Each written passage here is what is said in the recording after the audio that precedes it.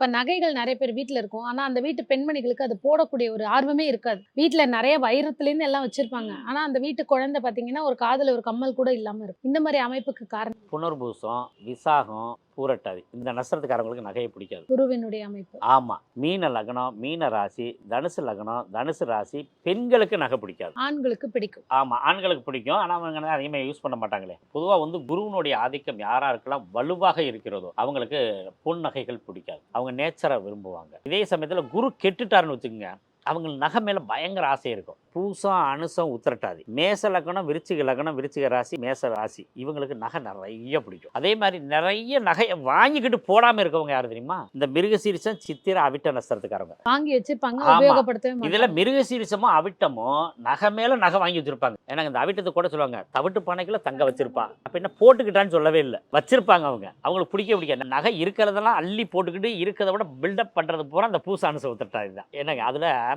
அனுச மகாலட்சுமி அப்படின்னு சொல்லுவாங்க அந்த நட்சத்திரத்துக்கு. பூசத்துக்கு மகாலட்சுமின்னு சொல்லுவாங்க. இந்த நட்சத்திரமெல்லாம் நகைய போட போட நெறைய நகைகள் சேரும் அவங்களுக்கு. போட போட அதிகரிக்கக்கூடிய ஒரு அமைப்பு.